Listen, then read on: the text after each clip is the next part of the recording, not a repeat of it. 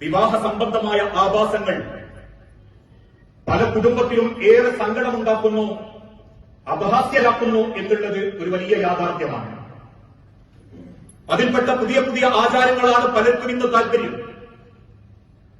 ആലോചിച്ചു നോക്കൂ, ഏതാനും ചില ദിവസങ്ങൾക്ക് മുൻപ് ഒരു കല്യാണ വീട്ടിൽ കണ്ട ഏറെ സങ്കടകരമായൊരവസ്ഥ. ഇന്നത്തെ കാലഘട്ടത്തിൽ മാതാപിതാക്കൾക്ക് പെൺമക്കളെ വളർത്തിയാൽ മാത്രം പോരാ, ഒരുപക്ഷെ മാതാപിതാക്കളും ഡാൻസ് പഠിക്കണം, പെൺകുട്ടികളെയും ഡാൻസ് പഠിപ്പിക്കണം, ആൺമക്കളെയും ഡാൻസ് പഠിപ്പിക്കണം. കല്യാണ വീട്ടിൽ നിക്കാഹെന്ന മഹാകർമ്മം കഴിഞ്ഞ് റബ്ബിന്റെ ബർക്കത്തിറങ്ങുന്ന ആ വേളയിൽ അത് വീഡിയോയിൽ പകർത്താനോ ക്യാമറയിൽ പകർത്താനോ വന്ന ഇസ്ലാമിന്റെ ഇസ്സത്ത് എന്തെന്ന് പോലും ബോധ്യമില്ലാത്ത ഏതോ ഒരുത്തൻ പെൺകുട്ടിയോട് പറയുന്നു, ഡാൻസ് ചെയ്തിട്ട് വരണം സ്റ്റേജിലേക്ക്. അന്ന് വരെ ഒരു സ്റ്റെപ്പ് പോലും അറിയാത്ത പെൺകുട്ടിക്ക് കണ്ണീര് വന്ന് മൂടിയപ്പോൾ വീണ്ടും കൂട്ടുകാരുടെ പരിഹാസം. സ്റ്റേജിൽ നിൽക്കുന്ന ചെറുപ്പക്കാരനെ നോക്കിയിട്ടൊരു ചോദ്യം, ഇതാണ് എനിക്ക് കിട്ടിയത്. ഇന്നത്തെ തലമുറയോട് ചോദിക്കേണ്ട ഒരു ചോദ്യം, ഡാൻസ് ആണോ കുടുംബത്തിൽ അറിയേണ്ടത്? ഡാൻസ് പഠിപ്പിക്കലാണോ രക്ഷിതാക്കളെ ചെയ്യേണ്ടത്?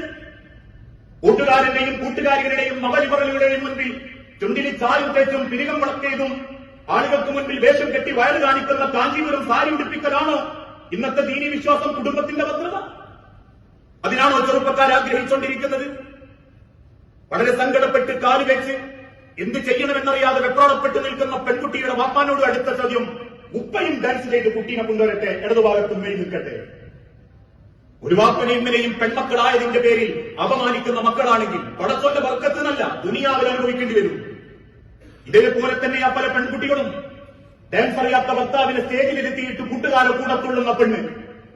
ഒരു സ്റ്റെപ്പ് പോലും അറിയാത്തവൻ ആളുകൾക്ക് മുൻപിൽ പരിഹാസിനായി പെണ്ണിന്റെ തുള്ളൽ കണ്ടു നിൽക്കുക. കൂടെ തുള്ളാൻ കോളേജിൽ പഠിച്ച ആ യാക്കോവിന്റെ കാലഘട്ടത്തിലെ ചെറുപ്പക്കാർ കൈപിടിച്ചും കോർത്തടക്കുകയും തന്റെ പ്രതിശുദ്ധ വരന്റെ മുൻപിൽ വേഷം കെട്ടിത്തുള്ളുമ്പോ അതിന് അനുവാദം കൊടുക്കുന്ന വാപ്പാരുണ്ട്, കൂടെ തുള്ളുന്ന ഒരു ചിന്തയുമില്ലാത്ത രക്ഷിതാക്കളുമുണ്ട്. അവരങ്ങനെയാണ് ആഗ്രഹിക്കുന്നതെങ്കിൽ എന്തിനൊരു കുടുംബത്തെ നിങ്ങൾ സങ്കടപ്പെടുത്തണം? തുള്ളിയും പാടിയും ആഘോഷിച്ചും ആരാന് കൈപിടിച്ച് കോർത്തിണക്കിയും കൊടുക്കാനാണെങ്കിൽ എന്തിനാ വാപ്പാരെ ഒരു ചെറുപ്പക്കാരന്റെ ജീവിതം സങ്കടപ്പെടുത്തുന്നത്?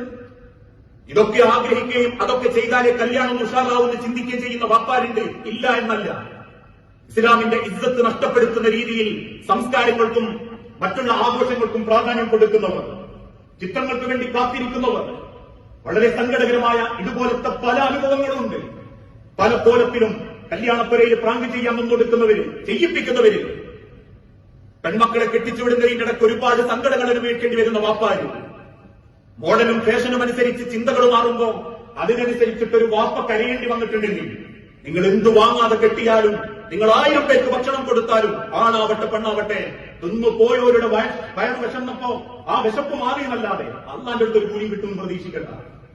ഇന്നതൊക്കെയാ ഫാഷൻ. ഈ പറഞ്ഞതിനർത്ഥം കല്യാണപ്പുര മരിച്ചു പരിപാടിയാക്കണമെന്നല്ല. ആഘോഷിക്കാം പരിധിക്കുള്ളിൽ നിന്നുകൊണ്ട്. ഏതോ ഒരുത്തന്റെ ക്യാമറയുടെ വലുപ്പത്തിനനുസരിച്ച് അവന്റെ ഫോട്ടോഗ്രാഫിയുടെ കുശാഗ്രത പ്രകടിപ്പിക്കാൻ വേണ്ടി അവൻ കാണിച്ചു തരുന്ന ചില കോപ്രായങ്ങൾക്ക് വേണ്ടി റോട്ടുമലും നാട്ടിലും ബീച്ചിലും ചെന്ന് സ്വന്തം മക്കളെയും സ്വന്തത്തെയും ചിട്ടപ്പെടുത്തുന്ന ഈ പ്രവണത ഏറെ അപകടകരമാണ്. നാളെ ബെഡ്റൂമിന്റെ രഹസ്യങ്ങൾ കാണേണ്ട ഒരു ചിന്തയിലേക്ക് എത്തിയില്ലേ? 9 മാസം ഗർഭിണിയായ പെണ്ണിന്റെ വയറ് കാണിച്ച് അവരുടെ ഗർഭത്തിന്റെ ഡേറ്റ് ജനങ്ങളെ അറിയിച്ചില്ലേ? സേവിന്റെ ഡേറ്റിന്റെ പേരും പറഞ്ഞ് കല്യാണത്തലേന്നും പിറ്റേതുമായി അയിഞ്ഞാട്ടങ്ങൾ കണ്ട് ഉടുത്തതും ഉടുക്കാത്തതും കാണേണ്ടി വന്നിട്ടില്ലേ? ഓരോരുത്തരും അവനവന്റെ ഷോക്കനുസരിച്ച് കാണിച്ചു വെക്കുന്നത് കണ്ടുവളരുന്ന നാളത്തെ തലമുറക്കും ജനിപ്പിച്ച മാതാപിതാക്കൾക്കും കണ്ണുപൊത്തി കണ്ടു നിൽക്കേണ്ട ഒരു ഗതികേട് വന്നിട്ടുണ്ടെങ്കിൽ അത് നാട്ടുകാർക്കാണെങ്കിൽ പോലും അതൊന്നും പടച്ചോന്റെ ബർക്കത്ത് കിട്ടാനുള്ള കാരണങ്ങളല്ല, അള്ളാന്റെ ശാപം കിട്ടാനുള്ള കാരണങ്ങളാണ് ഓരോ കുടുംബക്കാരും കല്യാണം സംഘടിപ്പിക്കുമ്പോൾ ചിന്തിക്കണം. ഇങ്ങനെ പല പേക്കുത്തുകളും കല്യാണത്തിൽ എന്ത് വെറൈറ്റിയിലാ ചിന്തിക്കുന്നത്? ഞാൻ ദീർഘിപ്പിക്കല്ല. എന്ത് വെറൈറ്റികൾ എന്ന് ചിന്തിപ്പിക്കുമ്പോ പടച്ചവൻ ഇഷ്ടപ്പെടുന്ന കല്യാണങ്ങൾ എന്നൊരു ചിന്തയിലേക്ക് എത്തിയിട്ടില്ലേ? കല്യാണം കഴിഞ്ഞാൽ വലിയ ആവേശത്തിൽ കുടുംബക്കാരോട് പറയാ 5-8 ലക്ഷം റുപ്യ അന്ന് തീർന്നിട്ടിട്ടുണ്ട്. അത് പറയുന്നതിന് പോലും പടച്ചവന്റെ അടുത്തൊരു കൂലി കിട്ടില്ല. ആ തിരിച്ചറിവാണ് മനുഷ്യരെ ഇസ്ലാം. അതിനർത്ഥം ഇസ്ലാം കുടുസാക്കി എന്നല്ല. സ്നേഹിക്കാം, ബന്ധങ്ങളെ ചേർത്തുപിടിക്കാം, മക്കൾ കളിക്കട്ടെ, തുള്ളട്ടെ, പാടട്ടെ, ആഘോഷിക്കട്ടെ. ഒരേ കുപ്പായടലോ ഒന്ന് കൈയൊട്ടി ബെഞ്ചുമേൽ വെച്ചിട്ട് കുടുംബക്കാരെല്ലാരും കൂടി ആഘോഷിക്കലോ ഇതൊന്നും ഇസ്ലാം കുറ്റാന്ന് പറഞ്ഞിട്ടില്ല. കാട്ടിക്കൂട്ടുന്ന പേക്കൂട്ടുകളെ കൊണ്ട് ഒരു മതം കൂടി ചോദ്യചിഹ്നമാകുന്നുണ്ടെങ്കിൽ ഈ മതം ഇന്ന് ലോകത്ത് ആളുകൾ മാറിപ്പിടിക്കുമ്പോ നമ്മുടെ ഇടയിൽ മാത്രം ആൾക്കാർക്ക് വെറുപ്പായി മാറുന്നുണ്ട്. നിരീശ്വരവാദികളും യുക്തിവാദികളും മതലിബറലുകളും ഈ രാജ്യത്തും ലോകത്തും നാട്ടിലും കൂടാനുള്ള കാരണമുള്ളത്. അങ്ങനെ ആവാതിരിക്കട്ടെ കല്യാണങ്ങൾ എന്ന് ഓരോരുത്തരും ചിന്തിക്കുക.